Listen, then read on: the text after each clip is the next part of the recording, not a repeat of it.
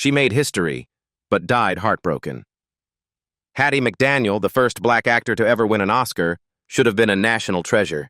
Instead, she was humiliated by the very people she fought for, abandoned by Hollywood, betrayed by the NAACP, and the mansion she once filled with music, champagne, and stars like Clark Gable and Lena Horne, now a ghostly relic, crumbling, forgotten, erased. But what really happened behind those glamorous walls? How did a woman who shattered barriers end up alone, broke, and erased from the spotlight she once dominated? Stay with us. What you're about to hear will change the way you see Hollywood forever. When Hattie McDaniel lit up the screen in Gone with the Wind, it felt like she'd arrived in Hollywood as a fully formed star. But the truth behind her rise was far more painful and far more powerful. Born the youngest of 13 children, only 7 of whom survived, Hattie came into a world marked by loss and poverty. Her mother, Susan, had already endured unimaginable grief by the time Hattie arrived, so small and malnourished that she weighed barely over 3 pounds. It was a rough beginning for a woman who would one day make history. But from the start, Hattie had something special. Even as a child, she had a fire in her that couldn't be dimmed. She'd sing and dance around the house so much that her weary mother would sometimes hand her a nickel, just to get a moment of peace. It was the first sign that Hattie's talent could literally pay off. By her early 20s, she was proving it. Alongside her sister Etta, she launched the McDaniel Sisters Company, a traveling minstrel show that gave her a chance to shine. While the operation may have seemed modest, it sparked the beginning of her transformation into a powerhouse performer. With her commanding presence and sharp instincts, Hattie began crafting a comic, larger-than-life persona, one that bore a striking resemblance to the Mammy character that would later earn her an Oscar. But long before the fame, heartbreak came first. In 1911, at just 18 years old, Hattie married Howard Hickman. It should have been a fresh start, a happy chapter. But fate had other plans. Only 4 years into their marriage, Howard died, leaving Hattie a young widow with shattered dreams. And sadly, that was just one of many tragedies that life had in store for her. Not long after losing her first husband, Hattie McDaniel's life spiraled into even darker territory. In 1916, her beloved brother Otis passed away, and with him went the financial backbone of their troupe. Left with nothing, Hattie was suddenly scrambling for scraps, barely able to land small supporting roles just to get by. Trying to stay afloat, she pivoted to radio, recording a handful of performances for Paramount Records. For a while, it seemed like a flicker of hope, but that light quickly faded. In 1922, ever the optimist, Hattie gave love another chance. She married George Langford, hoping for the happiness that had eluded her. Instead, she walked straight into another tragedy. Just as her career was beginning to show signs of progress, Langford died suddenly, of a gunshot wound, only 3 years into their marriage. Another young widow, another heartbreak. And then came 1929. The stock market crashed, and so did Hattie's already fragile career. That very day, she had been performing in the chorus of Showboat, touring with none other than Broadway titan Florenz Ziegfeld. They were in Milwaukee, but when Ziegfeld got word of the financial collapse, he reacted with ruthless efficiency. He cut the chorus, cut the pay, cut Hattie loose. Worse yet, the company didn't even have enough money to send the performers home. Just like that, McDaniel found herself completely stranded in Milwaukee, with no job, no savings, and no way out. Out of options and out of luck, Hattie was forced to make a gut-wrenching choice. She swallowed her pride, tucked away her enormous talent, and accepted a job as a bathroom attendant at Club Madrid, a nightclub that barely knew what kind of powerhouse they had behind the mirror. But even in that lowly role, Hattie was about to remind everyone, underestimate her at your own risk. While working as a bathroom attendant at Club Madrid, Hattie McDaniel never lost sight of her dream. She was waiting, patiently, for her moment. And one night, It finally arrived. The club's singers had all gone home early, and management needed one last act to close out the night. Without hesitation, Hattie stepped up. She belted out a soulful rendition of St. Louis blues, and by the time she hit the final note, the crowd was on their feet. Her co-workers were stunned. The audience was electrified. And the boss? He hired her on the spot. 2 years later, the Great Depression hit hard, and Club Madrid shut its doors for good. But McDaniel didn't flinch. She had been saving her money, planning her next move. With a few bills in her pocket and a whole lot of ambition, she boarded a bus to Hollywood, confident that the booming film industry would have a place for her talents. In Los Angeles, McDaniel began landing roles, mostly playing wisecracking maids, including a character on the radio known as Hi-Hat Hattie. She became known for her sass, her timing, and her unforgettable presence. But behind the microphone, things weren't as glamorous. The pay was dismal. So dismal, in fact, that McDaniel quietly kept working as a real-life maid just to make ends meet. She didn't know it yet, but that experience, humbling as it was, would become her unlikely ticket to stardom.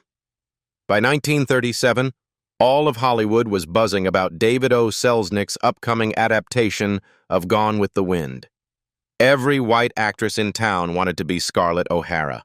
Every white actor wanted to be Rhett Butler, and every black actress wanted the part of Mammy, the loyal, no-nonsense housemaid. Eventually, Hattie McDaniel landed the role. But few people know just how fierce the competition truly was.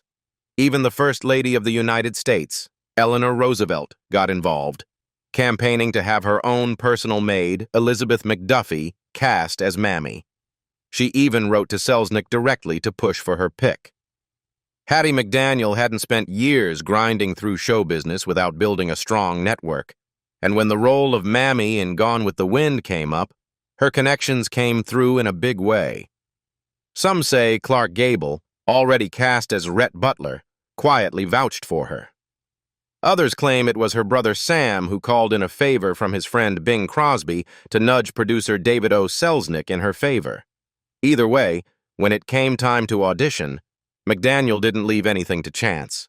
She showed up in a real maid's uniform, fully in character, and delivered a performance that sealed the deal. But getting the role was only the beginning. What should have been a career-defining dream quickly turned into something far more complicated. As soon as news broke that McDaniel would play a housemaid, she came under fire from black activists who believed she was reinforcing stereotypes rather than breaking them. Her response was sharp, practical, and unapologetic. I can be a maid for $7 a week, or I can play a maid for $700 a week. Still, even that paycheck couldn't ease the strain of filming Gone with the Wind. The production was a famously chaotic mess. Within the first few weeks, Selznick had already fired the original director and replaced him, not once, but twice. Behind the scenes, the cast was working grueling hours in stifling costumes under intense southern heat. Tensions ran high, and McDaniel, along with the other black actors, often found solace in small moments of solidarity, clapping for each other after difficult scenes, pushing through the stress together. But not every on-set relationship was so supportive. McDaniel's dynamic with fellow actress Butterfly McQueen, who played Prissy, was especially strained. While McDaniel publicly defended the film, insisting in press statements that Gone with the Wind contained nothing that will injure colored people, McQueen strongly disagreed. She saw the script as demeaning, and she didn't stay quiet about it. Behind the scenes, McQueen started making her frustrations known. She reportedly began intentionally botching her lines during filming, and then, slowly but surely, she turned her frustrations toward the main cast itself. What had begun as a powerful history-making production was spiraling into a battlefield, not just for creative control, but for what it meant to be a black actor in the golden age of Hollywood. And Hattie McDaniel, caught between opportunity and backlash, was right at the center of it. During filming, tensions behind the scenes occasionally flared into open conflict. especially during one scene involving Vivien Leigh and Butterfly McQueen. In character as Scarlett O'Hara, Leigh was supposed to slap McQueen's prissy. But when Leigh's method acting went a little too far and the slap landed harder than expected, McQueen had had enough. Fed up with being treated like an obedient servant both on and off camera, McQueen stood her ground. She demanded an apology from Leigh and made it clear she wasn't going to be disrespected, not even in the name of cinema. That's when Hattie McDaniel stepped in. According to McQueen, McDaniel pulled her aside after the confrontation and tried to calm things down, but her advice shocked many. Still believing in the promise of Hollywood and fiercely protective of the film's potential, McDaniel urged her co-star not to rock the boat. "You'll never come back to Hollywood. You complain too much," she reportedly said. It was a heartbreaking moment. McDaniel, who had clawed her way into the film industry with charm and grit, was now urging silence in the face of injustice, all because she knew how unforgiving Hollywood could be. But that loyalty wasn't rewarded. As Gone with the Wind wrapped, producer David O. Selznick began to notice something unexpected. Hattie McDaniel was stealing the show. Her portrayal of Mammy was so powerful, so emotionally resonant, that she often overshadowed Clark Gable and Vivien Leigh in their own scenes. For many, that would have been a triumph. For Selznick, it was a logistical nightmare. The film was set to premiere in Atlanta, Georgia, where segregation laws were still firmly in place.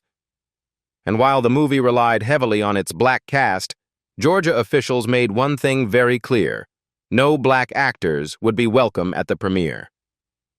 Selznick tried to make an exception for McDaniel. She was, after all, one of the breakout stars. But the studio refused to back him, afraid of political backlash and controversy. When word reached the cast, it caused an uproar. Clark Gable, always known for his close bond with McDaniel, was reportedly furious.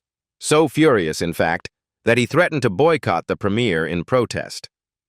Ironically, it was McDaniel herself who stopped him. True to form, she told Gable to go, once again choosing grace over conflict, dignity over protest. But the injustice of that moment hung heavy over the event. There she was, Hattie McDaniel, the woman who had just delivered one of the most iconic performances in film history, barred from her own premiere because of the color of her skin. Although Hattie McDaniel was barred from attending the Gone with the Wind premiere in Atlanta, she was far from forgotten that night. Shortly after the event, Margaret Mitchell, the author of the novel, sent McDaniel a heartfelt telegram that read, "Wish you could have heard the applause." At the time, McDaniel had played it gracious, keeping a low profile in the face of injustice, but she wouldn't stay silent for long. Just over a week later, on December 28, 1939, McDaniel made her own dazzling entrance at the Hollywood premiere of Gone with the Wind. This time, she was front and center. Producer David O. Selznick even made sure her face was prominently featured in the program, though, in a telling move, he later removed it from subsequent promotions.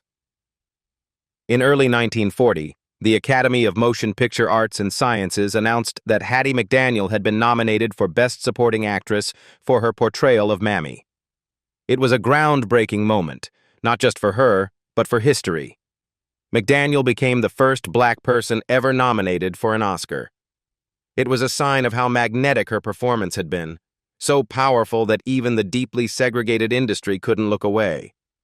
But Hollywood still wasn't ready. The Oscars that year were held on February 29, 1940, at the famed Coconut Grove nightclub in Los Angeles. When McDaniel arrived, the room went silent. The woman so often typecast as a maid entered like royalty. Gossip columnist Luella Parsons raved about her appearance, noting her gardenia-trimmed hair, glowing expression, and a dress fit for a queen. Then came the moment of truth. When the time came to announce the Best Supporting Actress winner, the name called was Hattie McDaniel. Yes, against all odds, in a segregated country and industry, McDaniel had made history as the first black actor to win an Academy Award. With tears in her eyes, she took the stage and delivered a brief but emotional speech. Academy of Motion Picture Arts and Science, fellow members of the motion picture industry, and honored guests. This is one of the happiest moments of my life. And I want to thank each one of you who had a part in selecting me for one of the awards. It should have been a night of pure triumph. But even her Oscar couldn't shield her from what was to come.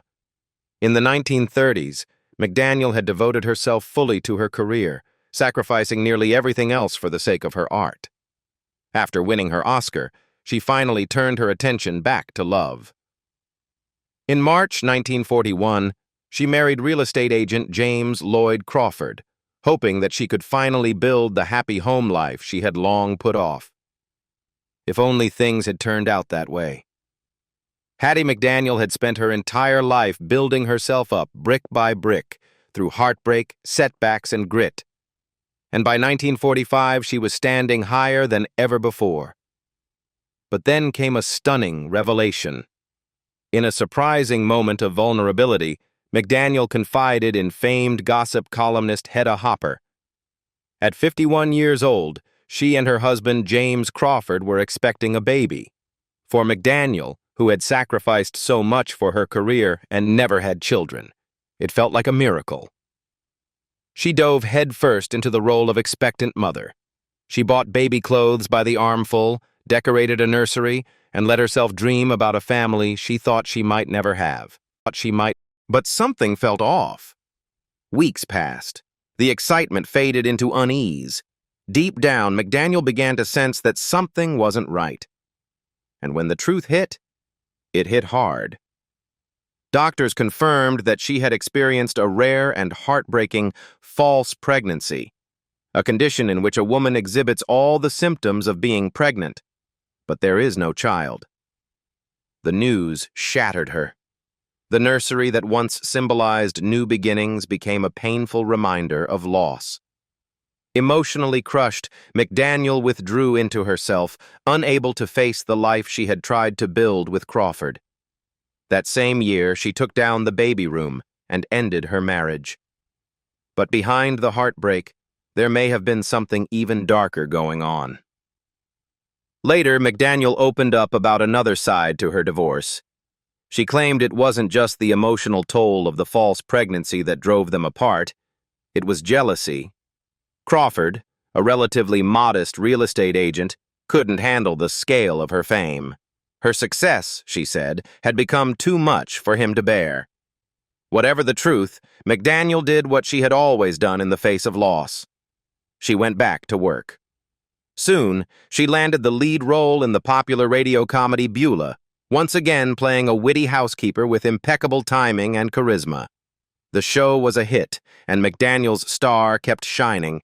But just when it seemed like her heart was healing, another man entered her life and brought with him one final heartbreak. And this time, it would leave a scar that even McDaniel might not be able to hide. In the summer of 1949, Hattie McDaniel, still riding high from her success on Beulah, met Larry Williams, a charming, smooth-talking interior designer. Their connection was instant, and by June, they were married. To the world, it looked like McDaniel finally had it all: a hit show, financial security, and a new husband by her side. But behind the smiles and the flashbulbs, trouble was brewing fast. Barely 5 months into the marriage, McDaniel filed for divorce. At first, the split seemed to be the result of the usual celebrity couple wear and tear. In court, McDaniel simply said they had spent most of their time arguing and fussing. But as proceedings went on, the full weight of what she endured came crashing into public view. Breaking down in tears on the stand, McDaniel hinted that her short-lived marriage had been far more toxic than anyone imagined. Rumors soon circulated through Hollywood of loud, violent arguments behind closed doors, and worse. Whispers of physical altercations and emotional abuse began to spread, and McDaniel herself revealed just how much the relationship had broken her. Known for her love of food and hearty appetite, McDaniel confessed that during her time with Williams, she lost all desire to eat. In just 2 weeks, she dropped 12 pounds, Not from dieting, but from stress. But the emotional toll wasn't the only damage Larry Williams inflicted. Despite running his own interior decorating business, Williams seemed far more interested in spending McDaniel's hard-earned money than his own. At one point, he even had the audacity to ask her to fund a lavish trip to Europe. McDaniel wasn't amused. "Europe? Europe where?" she snapped. "Europe, Pennsylvania? Here's $50 for a Greyhound bus ticket. Take it and go." It was classic McDaniel, witty, tough, and drawing the line. But Williams wasn't done yet. He didn't just want her money, he wanted control. Soon after, Williams made a bold move. He asked to take over managing McDaniel's career. The catch? He wanted access to her bank account. That's when McDaniel shut him down for good. "I'm letting no man handle my bank account," she declared. And she meant it. But Williams wasn't finished causing damage. In what would become the final straw, he began interfering with her professional life, spreading damaging rumors, getting in the way of her contracts, and doing everything he could to chip away at her career from the inside. For McDaniel, that betrayal hit harder than any personal slight. She had clawed her way to the top in an industry that gave her few breaks, and now the man she married was trying to pull her back down. It was the last time Hattie McDaniel ever let anyone that close. According to Hattie McDaniel herself, her final husband Larry Williams wasn't just a bad partner, he was actively toxic. She later revealed that while they were married, Williams made it his mission to sabotage her professional life, especially by stirring up drama among the cast of her radio show Beulah. "Things got so stressful," McDaniel admitted. "I got so I couldn't sleep. I couldn't concentrate on my lines." Her fourth marriage had collapsed, and heartbreakingly, it would be her last. Right around the time of her divorce, McDaniel received big news. She'd been tapped to star in the television adaptation of Beulah. On paper, this was a major milestone, one of the first leading TV roles for a black actress. But there was a dark side to the opportunity. The role had originally belonged to McDaniel's close friend and neighbor, Ethel Waters, who had stepped down in protest over the show's stereotypical portrayal of black characters. Accepting the part meant replacing someone she admired, in a show that was quickly becoming controversial. And the backlash didn't stop there. The U.S. Army outright refused to broadcast Beulah, claiming the show would hurt the morale of its black troops. Even off-screen, Hattie McDaniel's name remained tightly tethered to the role of the help, and that image drew sharp criticism from a growing number of civil rights activists. The loudest voice among them? NAACP leader Walter White. He publicly championed black entertainers he considered more respectable, often favoring lighter-skinned, socially conscious stars like Lena Horne. And while McDaniel rarely spoke out, she wasn't about to let that slide. For years, McDaniel had kept a dignified silence, earning a reputation as someone who didn't make trouble. But when Walter White invited her to a convention filled with prominent black artists, including her own brother Sam McDaniel, Hattie made her stance crystal clear. She wasn't going. And her reason? Brutal.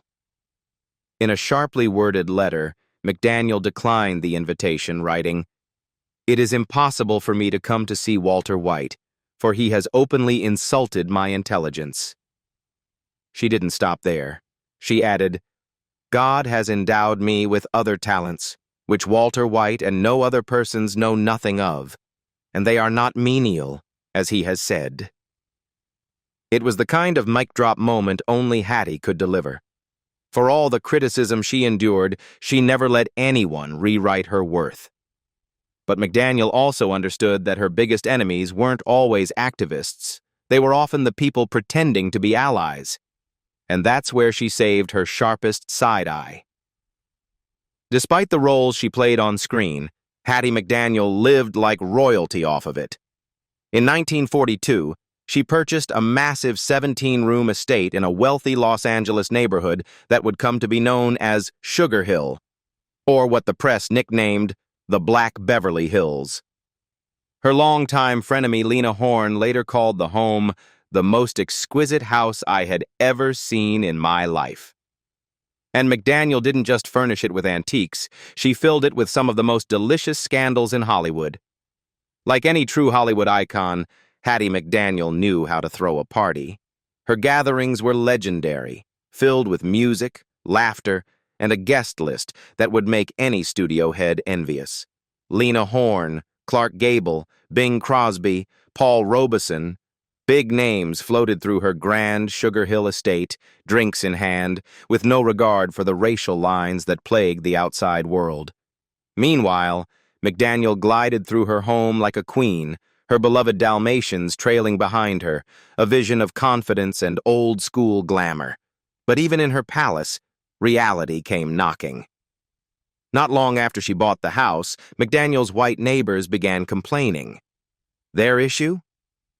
That wealthy black residents like McDaniel were moving in, and, in their eyes, threatening property values. Their protests were thinly veiled racism, but McDaniel didn't flinch. She took action. With poise and political savvy, she rallied her fellow black homeowners, including stars like Ethel Waters and Louise Beavers, and challenged the complaints head-on in court. And she won. According to biographer Jill Watts, McDaniel's stand marked the beginning of the end for residential segregation in many American cities. But her personal victory didn't lead to peace. At the dawn of the 1950s, McDaniel's career seemed to be enjoying a revival. She had just stepped into the title role for the TV adaptation of Beulah, and once again, she was breaking ground as a black woman in a white-dominated industry. But that upward climb didn't last long. Not even a full season into filming, McDaniel fell ill. She went to see a doctor, and the diagnosis was shattering. She had breast cancer, and it was already advanced. With few treatment options available, McDaniel's time was running out. In 1952, at just 59 years old, she passed away. At the time of her death in 1952, Hattie McDaniel's net worth was estimated to be around $10,000 to $15,000 USD, a modest amount, especially for someone who had once been one of the highest-paid black actresses in Hollywood. Her death stunned Hollywood and beyond. Thousands gathered to pay their respects to the trailblazing actress who had opened doors simply by being undeniable. As per her will, she was laid to rest in a white casket, wrapped in a white shroud, with one symbolic, heartbreaking flourish. White gardenias in her hair, in her hands, and in a floral blanket across her body. Why gardenias? Because on the night she made history as the first black actor to win an Academy Award, Hattie McDaniel had worn white gardenias, tucked in her hair and adorning her dress. In death, she wanted to return to that moment of triumph. But even in death, the Hollywood system found a way to deny her dignity. Despite her final wish to be buried at Hollywood Forever Cemetery, the same place where many of her white peers lay, she was rejected because of her race. The same town she helped shape refused her even a final resting place among its legends. Despite her best efforts to plan her own farewell, not all of Hattie McDaniel's final wishes could be honored. In her will, she had requested to be buried at the iconic Hollywood Forever Cemetery, right alongside the legends of the silver screen she'd worked beside. But true to the cruel ironies of her life, the cemetery was still segregated at the time. Even in death, racism closed its gates. Instead, McDaniel was buried at her second choice, Rosedale Cemetery in Los Angeles. Still, she was far from forgotten, and she was certainly never unloved. Hattie had a magnetic presence that drew people in, men and women alike. Among her most intriguing friendships was her bond with the infamous Tallulah Bankhead. The two were inseparable for a time, and their closeness sparked whispers that McDaniel might have been bisexual, rumors neither star ever confirmed nor denied. But knowing Hattie's bold spirit, it's safe to say she never cared much for society's expectations. In her will, she also left her historic Oscar, the first ever awarded to a black performer, to Howard University, a powerful gesture meant to inspire generations of black artists to come. But that, too, was met with obstacles.